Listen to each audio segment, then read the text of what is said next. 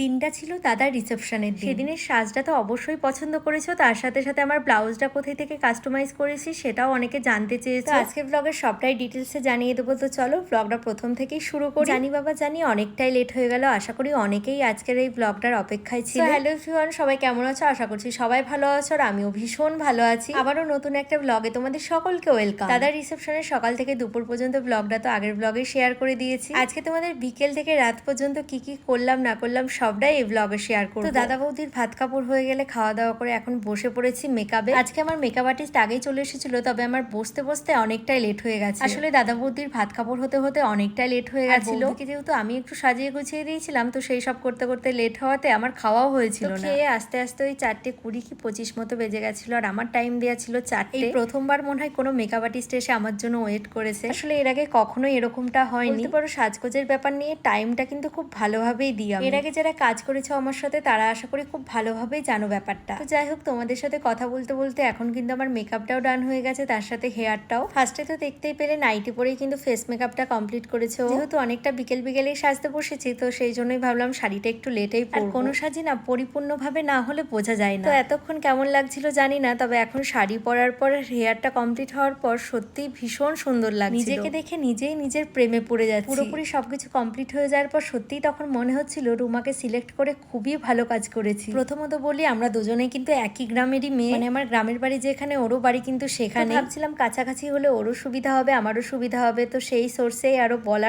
ভিডিওটা দেখে কে কতটা কি বুঝতে পারছো জানি না, আয়নার দিকে তাকিয়ে নিজের থেকেই চোখ সরাতে পারছিলাম না। বিয়ের সাজে মনে হচ্ছিল সেকেন্ড বার নিজেকে আবার দেখছি। অনেকেই হয়তো ভাবছো বিয়ের সাজে কেন বললাম। আসলে আজকে যে শাড়িটা পরে আছি এটা কিন্তু আমার বিয়ের দিন পরেছিলাম। বিয়ের শাড়ি মানে তো বুঝতেই পারছো একটা আলাদা ইমোশন জড়িয়ে আছে। বিয়ের পর থেকে একবারও এই শাড়িটার পরা হয়। আর দাদার রিসেপশনেও যে পরবো সেটা আগে থেকে একদমই ভেবেছিলাম না। দাদার রিসেপশনের জন্য অন্য একটা শাড়ি নিয়েছিলাম, তবে শেষ মুহূর্তে সবাই বললো বেনারসি টাইপের শাড়ি পরবে আর তার সাথে একটু এই টাইপের সাজুগুজু করবে। তো সেই জন্যই ভাবলাম আমি আবার মডার্ন লুক করে কি করবো। হঠাৎ করে এই শাড়িটার কথা মনে আসাতে এই শাড়িটাই ভাবলাম আজকে পরি। তবে যাই বলো তাই বলো, এই শাড়িটা সিলেক্ট করে যে কি ভালো করেছি সেটা আর কি বলি। ও তোমাদেরকে তো বলতেই ভুলে গেছি আসল কথা, যেটা তোমরা অনেকেই কোশ্চেনটা করেছো যে আমার ব্লাউজটা কোথায় থেকে কাস্টমাইজ করিয়েছি। অনেকেই দেখলাম কমেন্টও করেছো, তার সাথে ইনবক্সেও মেসেজ করেছো। তো সবার রিপ্লাই দিতে না পারাতে ভাবলাম আজকের ব্লগেই বলে দিই, তাহলে সবারই সুবিধা হবে। প্রথমেই বলি, আমি কিন্তু কোথাও থেকে নিজে গিয়ে করিয়ে আনি, তো সেই জন্য কে বা কারা করেছে সেটা সঠিক ডিটেলস আমি বলতে পারলাম না। তবে আমাদের করিমপুরের মেকআপ আর্টিস্ট রিমিদি তোমরা হয়তো অনেকেই চিনে থাকবে। রিমিদিকে আমার শাড়ির ব্লাউজ পিসটা দিয়েছিলাম, রিমিদি গিয়ে করিয়ে এনে দিয়েছে। তোমরা চাইলে রিমিদির সাথেও কন্ট্যাক্ট করতে পারো। তো আশা করি তোমাদের বোঝাতে পারলাম। এইদিকে কিন্তু এখন আমি ফুল রেডি হয়ে গেছি। তখন বাজে ওই ঘড়ির কাটায় 6:45 মতো। আমি কিন্তু সাজুগুজু করেছি আর একটা কাকুর বাড়িতে। তো এখন কিন্তু আমরা চলে এসেছি বিয়ে বাড়ি। চলে এসেছি বলতে গেলে একদমই পাশাপাশি। তো যাই হোক, এই টাইমে আসার কারণটা হচ্ছে ফাঁকা ফাঁকা থাকবে, তো সেই জন্যই ভাবলাম কয়েকটা এসে ছবি বা ভিডিও তুলে নিই। আর যেহেতু বিকেলের দিকে বৃষ্টি হয়েছে, তো সেই জন্যই আর কি চারপাশটা একটু ভেজা ভেজা। দেখতেই পাচ্ছ আসলে বর্ষাকালের বিয়ে হলে যা হয়। দেখতেই পাচ্ছ এখন বাড়ির ভেতরে চলে এসেছি, আর এটাই হচ্ছে আমাদের গ্রামের বাড়ি। আমাদের যেই ঘরটা সেটা দেখাতে পারলাম না, আসলে প্যান্ডেলে ঢাকা পড়ে গেছে। তোমরা অনেকেই জিজ্ঞাসা করেছো আমাদের গ্রামের বাড়িটা কোথায়। আমাদের গ্রামের বাড়িটা হচ্ছে মানিকনগর, প্রপার করিমপুর থেকে অনেকটাই ভেতরে। আবার এটাও জিজ্ঞাসা করেছো কার বিয়ে বা আমার কেমন দাদা হয়। যদিও এই কথাটা কিন্তু আমি মোটামুটি বিয়ের প্রত্যেকটা ব্লগেই বলেছি, তবে আজকের ব্লগে আরো একবার বলে দিচ্ছি। আমার নিজের জেঠুর ছেলের বিয়ে, আর আজকে ছিল রিসেপশন। বিয়ের প্রত্যেকটা ব্লগই পোস্ট করা আছে, চাইলে তোমরা প্রোফাইলে গিয়ে দেখে আসতে পারো। আর এই হচ্ছে আমাদের মিষ্টি বউ। আমি সাজুগুজু করে এসে কয়েকটা ছবি তোলার পর আবার গেছিলাম মাকে সাজিয়ে দিতে। তোমরা যারা আমার প্রথম থেকে ব্লগ দেখো তারা আশা করি জানবে প্রত্যেকটা অনুষ্ঠানেই কিন্তু মাকে আমি রেডি করে। এবারে কিন্তু শুধু মাকে না, তার সাথে কাকিমা আর বৌদিকেও সাজিয়ে দিয়েছি। তবে সেই সময় তাড়াহুড়োর জন্য আর সেরকম কোনো ভিডিও ক্লিপ নেওয়া হয়নি। তারপর বিয়ে বাড়িতে আসতেই দেখি মামিরাও চলে এসেছে। মামিদেরকে নিয়ে নতুন বৌদির সাথে কয়েকটা ছবি তুলে নিলাম। তখন কিন্তু প্রায় ওই 9টা মতো বেজে গেছে। মানে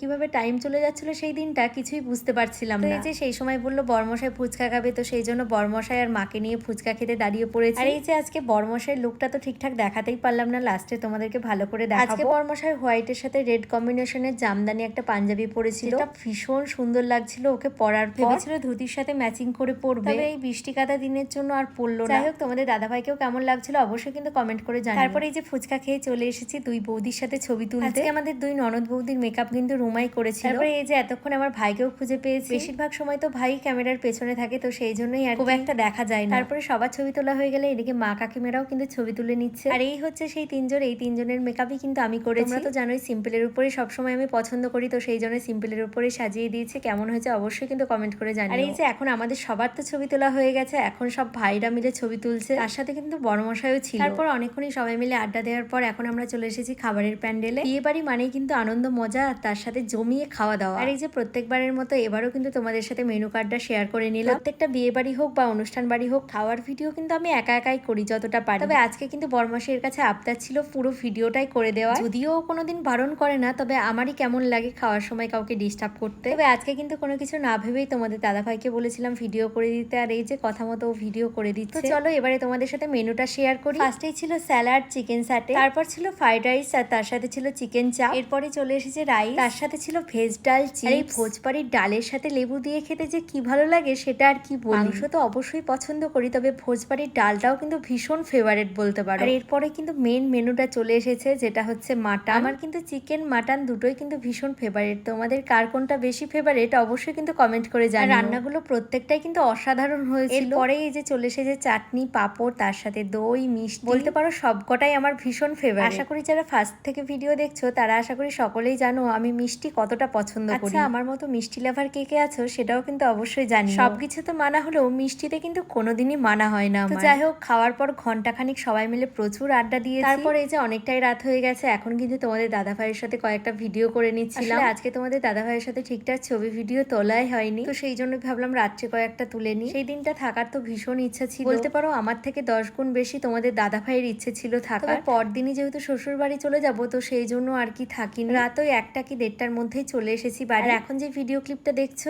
এটা ছিল বৌভাতের পরে, মানে আজকের বারটা ছিল রবিবার। ওই যে বললাম আজকে সকাল সকালই বেরিয়ে যাবো। তবে সকাল সকাল হয়নি, ওই বৃষ্টির জন্য দুপুর দুপুর করে এই যে বেরিয়ে পড়েছি বেথুয়ার উদ্দেশ্যে। কোনো অনুষ্ঠান আসার আগের আনন্দটাই বেশি ভালো লাগে, কারণ অনুষ্ঠান চলে এলে দিনগুলো কিভাবে পার হয়ে যায় কিছুই বোঝা যায় না। তো এই যে দুদিন আগেই গেলাম, আজকে দুদিন পরে দেখো অনুষ্ঠান পার করে চলে এলাম। সত্যি দিনগুলো ভীষণ তাড়াতাড়ি চলে গেল। আনন্দে আনন্দে ব্লগটা শুরু করেছিলাম, কিন্তু মন খারাপের সাথে ব্লগটা শেষ করছি। তো যাই হোক, আজকে ব্লগটা তোমাদের কেমন লাগলো অবশ্যই কমেন্ট করে জানাতে ভুলবে না। তো চলো আজকে ব্লগটা এখানেই শেষ করছি। সকলকে টাটা।